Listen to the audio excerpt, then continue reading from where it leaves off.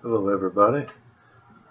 A couple years ago, I had this thought about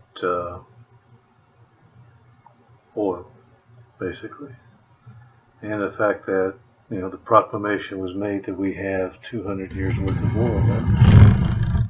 Okay, that's all sounding fine and dandy. But when that oil runs out, the thought that I had was, how are we going to provide for the national defense if we can't move tanks, planes, for that matter, even trains, automobiles, and ships? How could we, in a world without oil, defend our borders? And I kind of did some tabulations. They say we have 200 years worth of oil, and that equates, I think it was at that time, 1.3 trillion barrels of proven reserve. Okay, that's all great and dandy. But that oil's running out. It won't be much longer before America hits its own tipping point, if you will. And by that I mean we'll have pumped more out of the ground than what's left inside. We may find oil down the future, hard to say. But getting back to the border, how are we going to defend our border when we don't have oil? And I got to thinking about it. Did some calculations. I'm not going to go into all that. They may or may not be wrong. It's going to be sort of like an assumptive basis, if you will. But let's say, just for the sake of argument, that we have to use as a nation on a daily basis to defend our borders, we're going to use 500,000 barrels of oil a day. Now, this calculation will be derived upon not just military usage, but there's a 4-stage process when it comes to getting material to the military. You've got to mine the ore. You then have to smelt the ore. Then you take the finished product from the ore smelting company and send it to a working manufacturer where they would put something on a lathe, or they would maybe form or make something out of it, componentially, if you will. So then once you got all the components made at 3 steps, you get to the 4th step, and guess what that is? Building something. And in that whole process, from the ore process all the way through the delivery to the military, you're going to be using oil in all of those processes, mainly transportation from point A to point B, point B to point C, point B to point D, which is the military. So at 500,000 barrels of oil a day, we would have to set aside to give our military 1,000 years, and I'm just using that as an arbitrary figure. I mean, I'm not going to be around, but if I was, someone who had progeny, I'd like to think that my offspring on down the road are going to be able to have a secure border. I mean, 1,000 years sounds like a long time, but it's really not when you really think about it.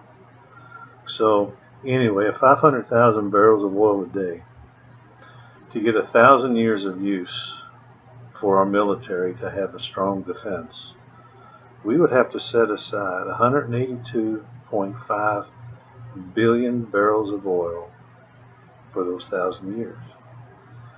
Now, that's roughly 1/7 of our reserves.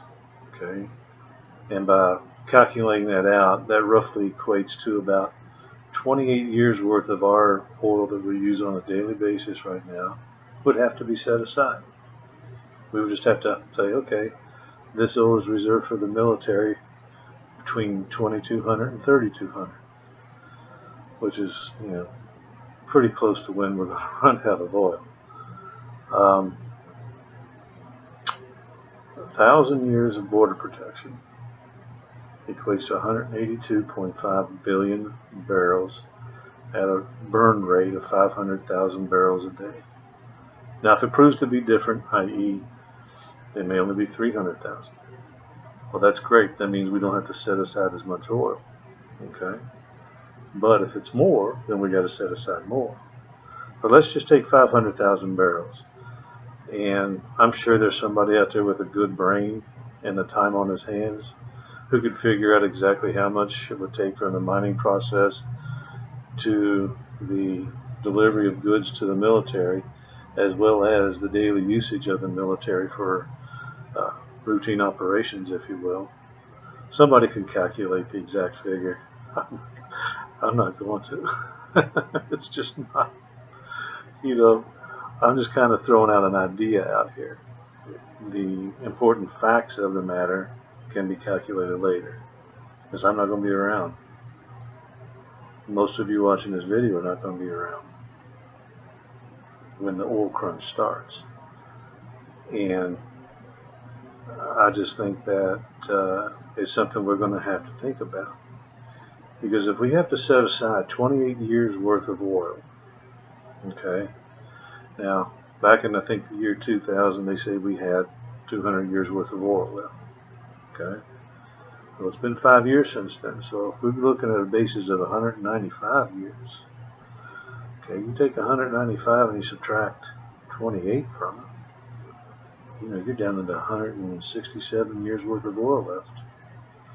Now all of a sudden, that figure of 200 years worth of oil disappears. And we're closer now at 167 years. And that's just to give us 1,000 years of border protection as things currently stand. And naturally, things could change. We might come up with some new type of gizmo. Somebody might come up with a really good battle plan that doesn't require that much oil. I don't know. But that's not for me to figure out. I'm just trying to bring to you a little bit of an idea.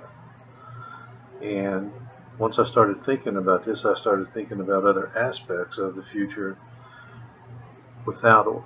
Okay? So I decided that what I want to do is like a web book. I'm not going to put this on paper. I'm not interested in that. YouTube's good enough to put all these thoughts out there. So I came up with 12 different chapters.